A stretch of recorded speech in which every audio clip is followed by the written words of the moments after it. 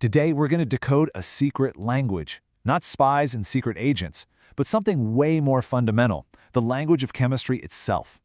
We're going to turn all that confusion into clarity. And I promise, by the end of this, you'll be reading and writing it yourself. Let's dive right in.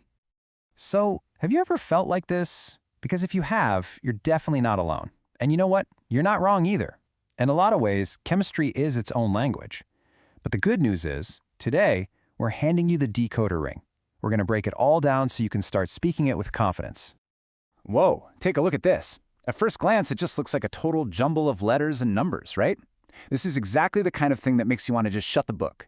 But it's not random, not at all. It's a super precise description of a molecule.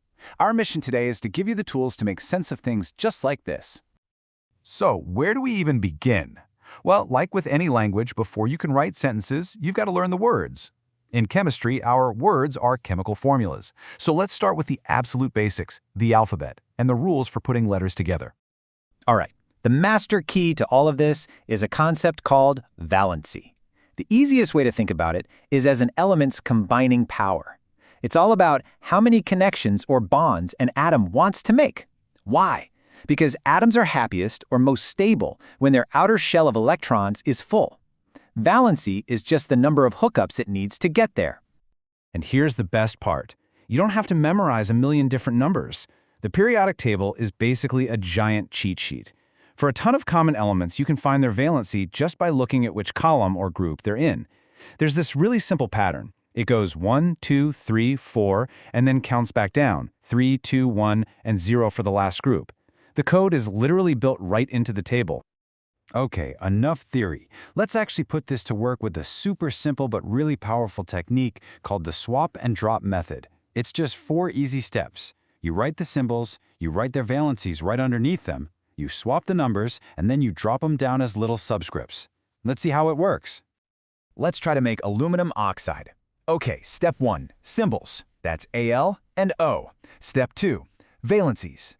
We look at our cheat sheet, the periodic table. Aluminum's valency is 3, oxygen's is 2.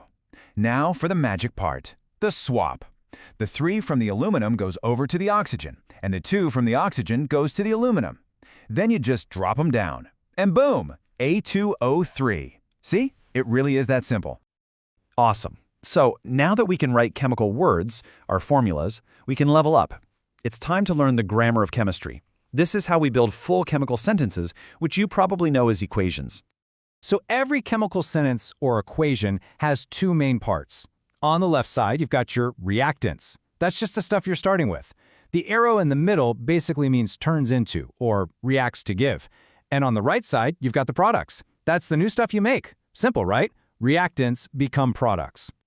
Now, this right here is the single most important rule in all of chemical grammar. It's a fundamental law of the universe. What goes into a reaction must come out. You can't just create or destroy atoms out of thin air. So that means the number of atoms for every single element has to be exactly the same on both sides of that arrow. We call this balancing the equation. Okay, so we know the main rule. Now it's time to crack the code and actually put balancing into action. This is how we make sure our chemical sentences are grammatically correct. The process itself is pretty straightforward. First, just write out the equation. Second, you do a head count. Count the atoms of each element on both sides. Third, and this is the really key part, you add coefficients. Those are the big numbers you put in front of the formulas until the atom counts match. You can never, ever change the little subscript numbers.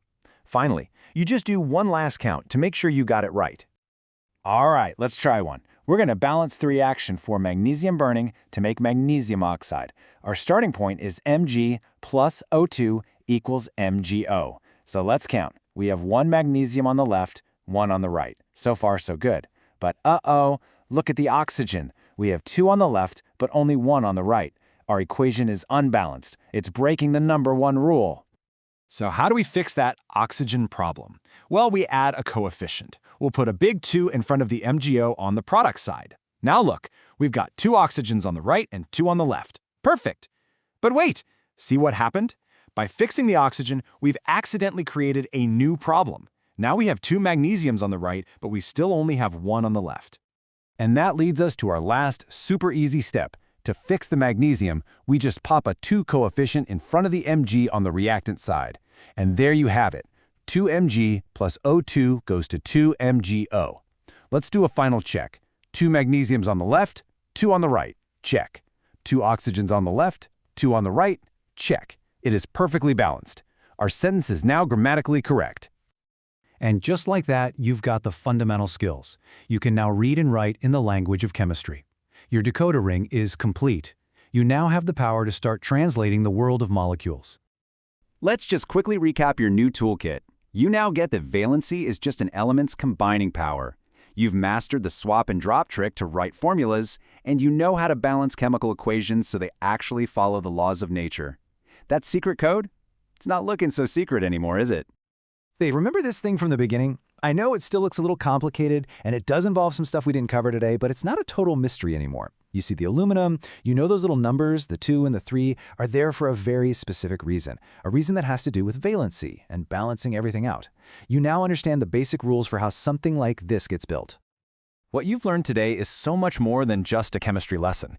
It's a key that unlocks a deeper understanding of the world around you. Everything, from the air you're breathing to the phone in your hand, is written in this language. So I'll just leave you with this one thought.